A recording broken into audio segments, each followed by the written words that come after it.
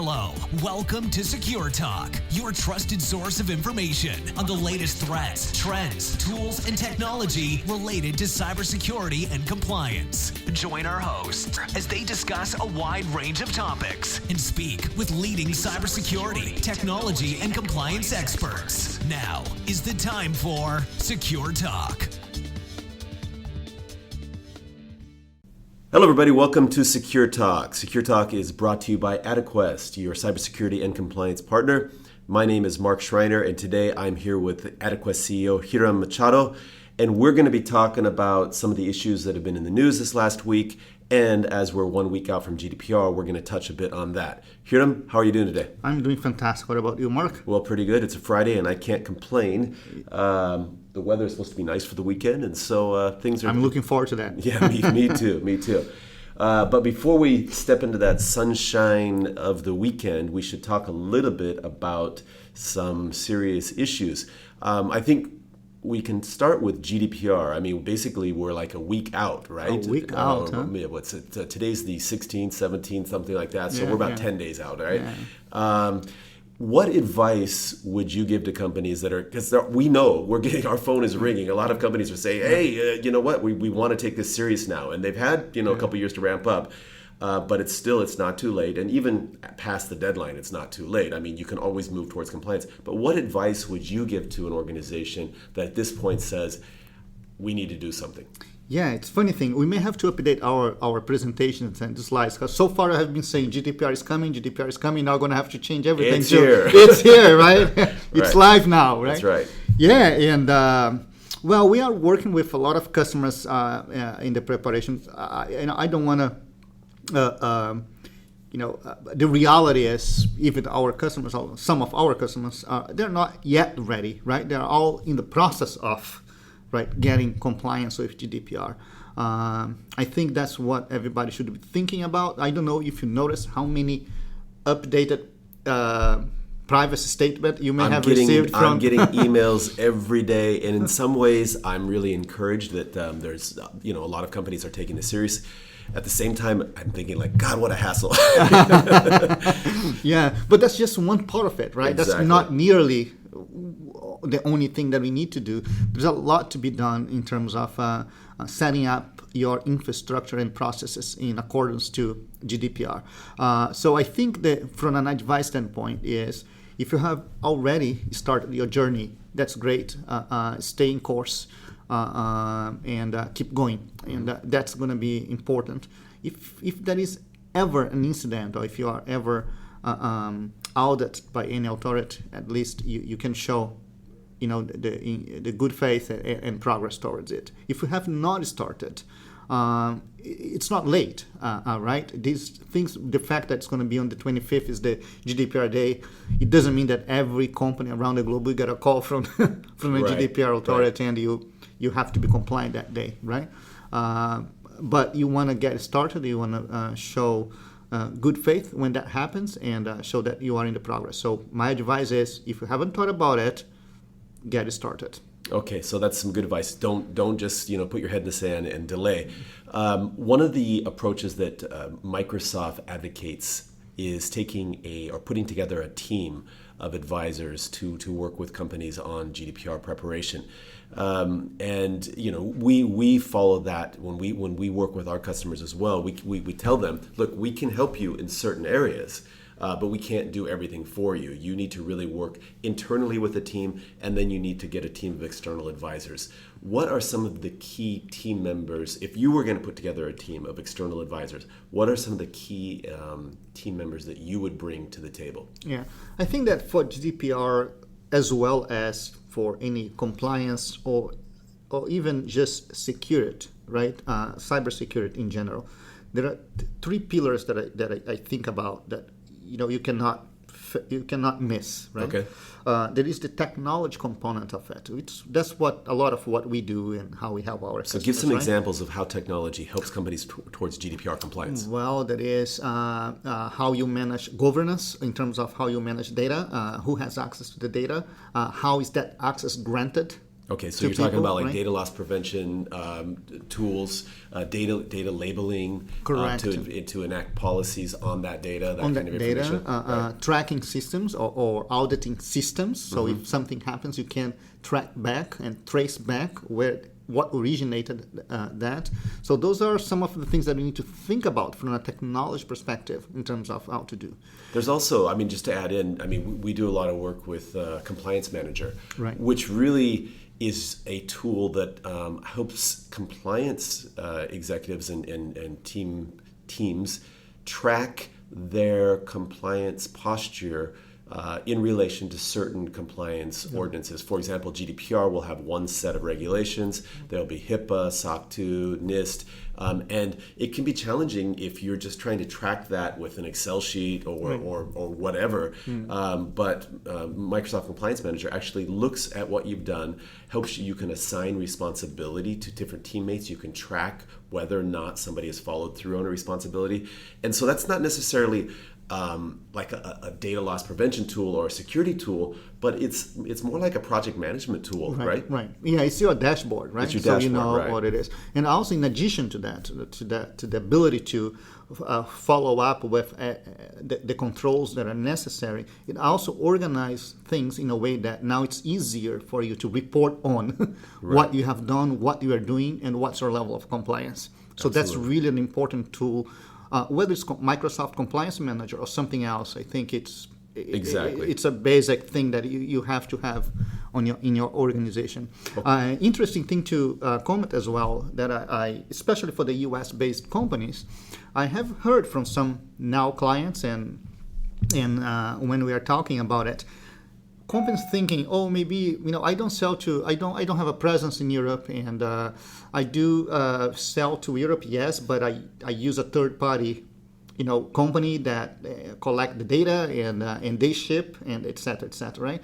And a lot of companies may be a little bit more relaxed, believing that is enough to protect them. But the reality is, and I want to be very clear here, is the reality is if you are intentionally marketing to that audience, right? And even if you're collecting the data through a third party, right, you are still considered what they call the controller of that data. Mm-hmm. It does not matter whether you are hosting yourself that data or if a third party is hosting, you are still the controller.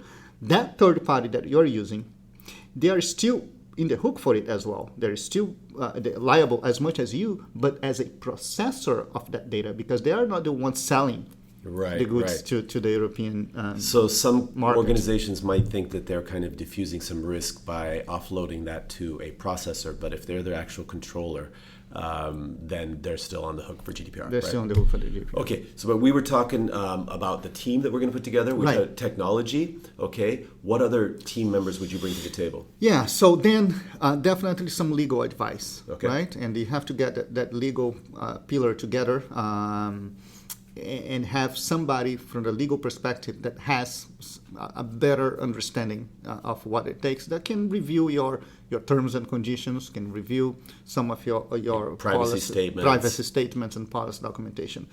And third, often forgot, is security. Is insurance. Okay. The insurance is an important pillar. I think, there is no such thing as 100% secure. Right. There is no such thing as 100% compliant. Right. Okay.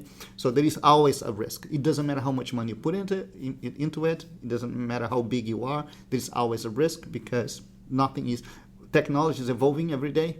Things are evolving every day, and there is always a risk. So the interesting thing about insurance is if you wait for a breach to happen to get insurance, guess what? Too late. You won't get an insurance. Right. Nobody will insure you after something have happened. Right. I know it's sometimes a hard concept to think about because there is always the belief that you're doing enough, that I don't need it, I'm good.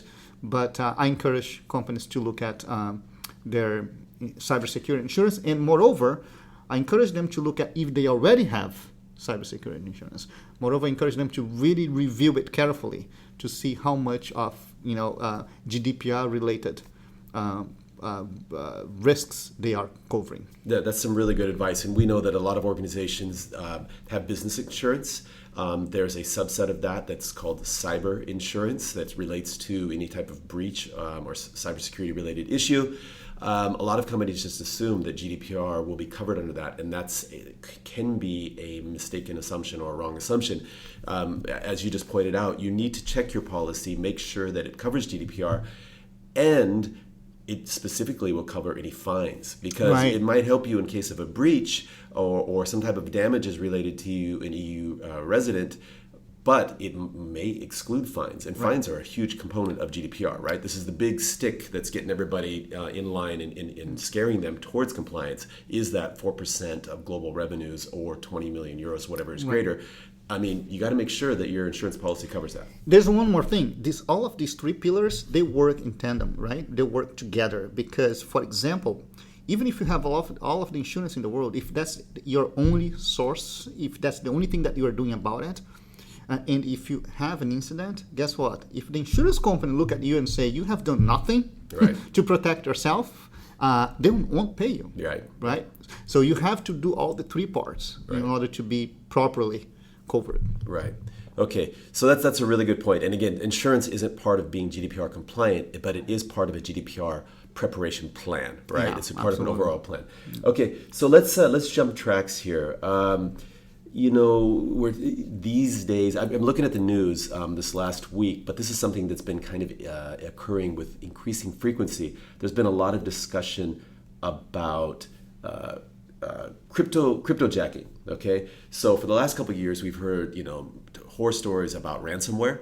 And the incidence of ransomware has gone down dramatically. I think I read a report recently published by Symantec that said something. The ransomware attacks have dropped more than 50%, whereas cryptojacking incidents have gone up by 8,500% in the last quarter of 2017, which is obviously it's a huge increase. Have you heard much about this cryptojacking?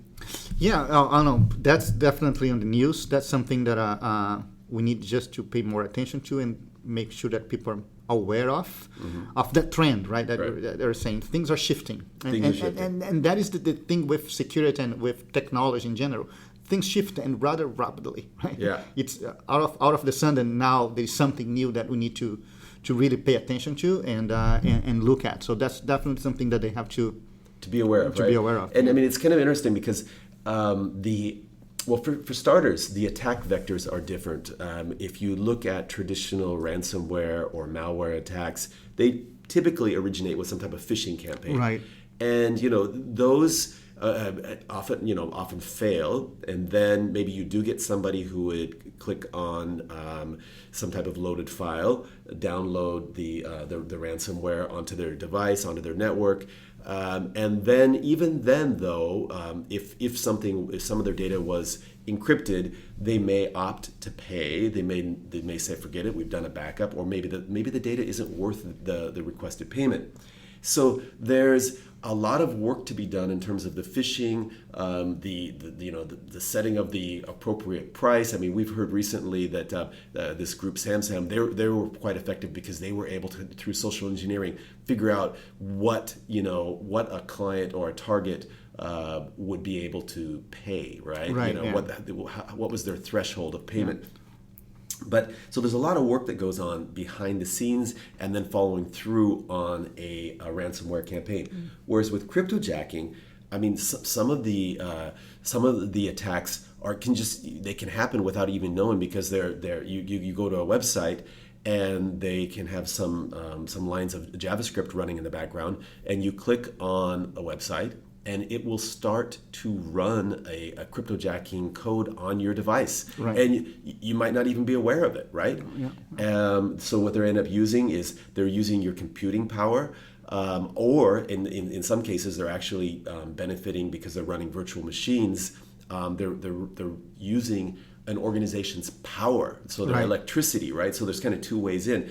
And as soon as that code starts running, immediately the hackers or the cryptojackers get an ROI on their investment, right? Absolutely, so all yeah. that time spent on social engineering and negotiation and trying to get a payment, forget about all that. Just load up this website with some JavaScript, some codes there, some lines of code, and anytime somebody goes there, boom, we start to get I shouldn't say clarification. That's not we adaQuest. I'm talking about the cryptojackers out there get an ROI on their investment. Absolutely, yeah. Companies are today, legitimate companies are spending now millions of dollars to set up these huge data centers, looking for cheap energy source locations where they can set up the data centers to pay less on energy and power, and have thousands of computers, right, working to mine, right, mine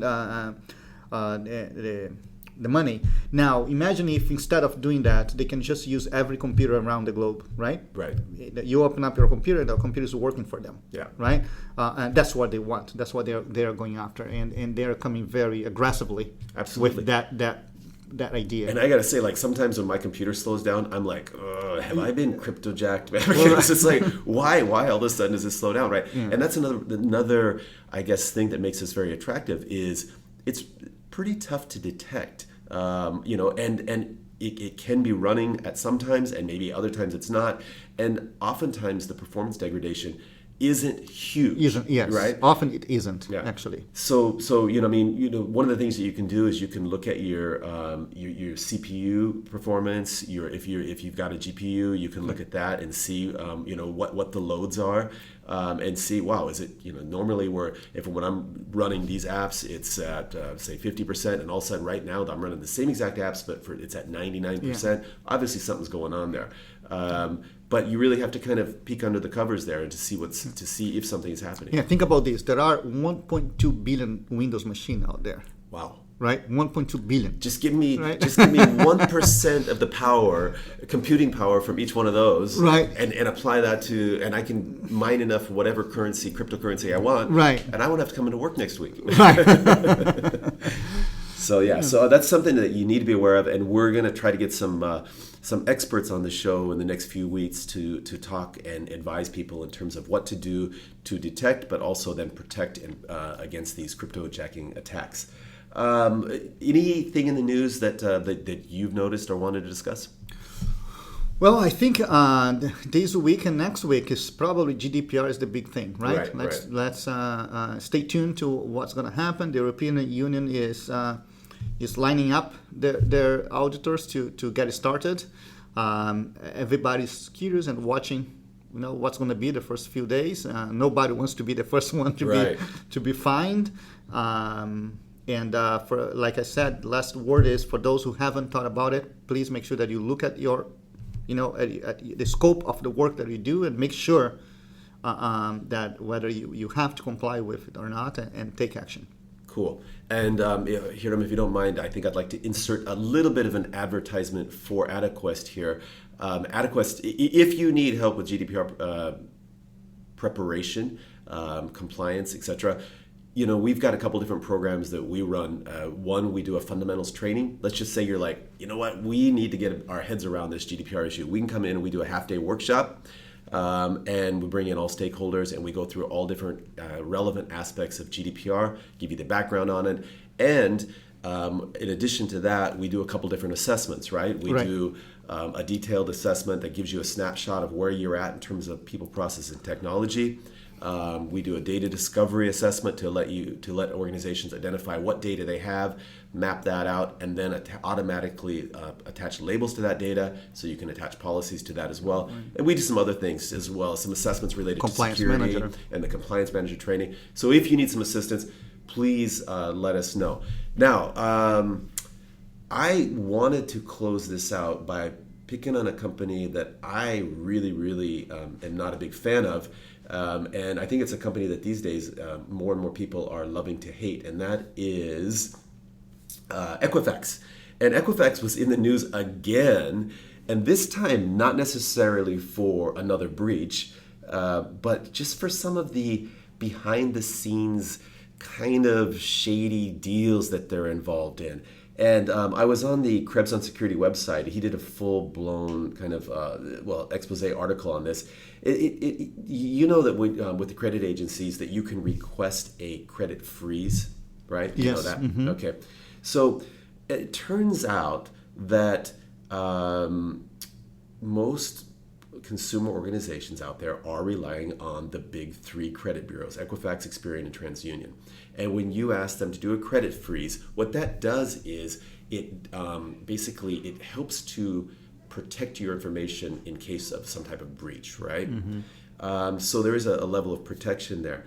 But it turns out that like the major mobile carriers have not been going to the three big credit bureaus. They've been going to something called the Centralized Credit Check System, the New York Data Exchange, and the California Utility Exchange, which those three organizations make up something called the National Consumer Telecommunications and Utilities Exchange, which sounds like something that's set up for the benefit of the consumers, which it's not. It's set up for the benefit of those telecommunications companies who want to check on their customers' credit levels. Have they paid their bills? Have they defaulted? Who are these people, etc. So when you ask a credit bureau to freeze your credit, guess what? You still need to contact this National Consumer Telecommunications and Utilities Exchange because they're still out there with your information and sharing it with the mobile carriers and some public utilities. Well, Krebs did some digging, and it turns out that the biggest player or participant in the National Consumer Telecommunications and Utilities Exchange is the New York Data Exchange. And guess who operates the New York Data Exchange? Guess who? Equifax. Equifax Credit Information Services. Okay, so there they are running this organization that sounds like it's set up for the public good, but it's not. It's basically Right. to sell your data to organizations or companies that are selling to consumers. Okay, well here's where it gets even a little bit more interesting. You can call them, and this is the NCTUE, and all you need is a social security number and an address, and you can request a credit report. That's kind of scary, Kind right? of scary, yeah. Okay, so it's easy to get the information, but if you want to contact that organization and ask them to freeze your information, forget about it. Okay, Krebs tried to do that. He said it was borderline impossible to get it done. And whether that's willful negligence on the part of that organization or if it's just because their system is all screwed up, he can't really tell. But he did go to the Equifax credit freeze application page, and he found out that page was being served with an expired SSL certificate from Symantec. So it's like Equifax. They had the issues with the breaches, right? They made it very difficult for consumers to access or freeze their data. But now you can if you contact Equifax directly. But from these other organizations that Equifax is running, it's almost impossible to freeze your credit. But anybody who has a social security number and an address can show up and get a credit report, right? This kind of stuff is really, really annoying to me and scary. I mean, how much data do these people control? And you would think, their whole company's existence is based upon controlling and owning data. And they're so sloppy with their security hygiene. They're so devious in terms of reporting breaches and not coming clean and being honest. And then here they are clearly involved with other organizations where they're doing the same exact stuff, but because there was 2 layers removed in terms of ownership, they are not letting people freeze their reports through this national, what was it called, the NCTUE, which is the National Consumer Telecommunications and Utility Exchange, and the other big one is the New York Data Exchange. It just blows my mind, man. And so, do you have any parting thoughts on that? Well, and I think that's the reason why, in the U.S., the federal government will have to at some point come in and tighten up regulation around security, right? We see a lot of movement on the state level, and the states are getting tougher with privacy regulation. I am not sure if that is the right answer to let each state to Right. I mean, that seems like a develop their own- regulatory nightmare to Right. have. I mean, why not a consistent policy across the whole country, just like they've done in the EU? GDPR is relevant for actually everybody in the world, Right. but it's there to protect the data for EU residents. Right. Why not something for American or U.S. residents? Right, exactly. Across the board. And to me, this is a great case study to go to Congress and say, Congress, we need better privacy regulations. We need you to step in, right, and eliminate, right, all of these differences in different states. Because I'm sure a lot of these companies that are doing this, they go to the state that's easier for them, right. Set up shop there. Yes, set up shop there, and they have less liability, and they cannot even be prosecuted for things like this, right? In many cases. Well, that's a really good observation, and I know we're running out of time here. Hey, I would like to thank everybody for listening to our program. Our listenership numbers are going up at a pretty steady rate. Really appreciate people who've subscribed, liked our program. I do have one request though, and this is the first time I requested it, but I'm going to be doing it more in the future. Please, if you listen and you enjoy our show, go over to iTunes and hit a rating. And I don't care. I mean, if you give us a 1-star, 5-star, just go over there and please give us a rating. And if you have some time to write some type of feedback, we would greatly appreciate that. We're working really hard here to bring some more industry experts on, and the support that we get from you is greatly appreciated.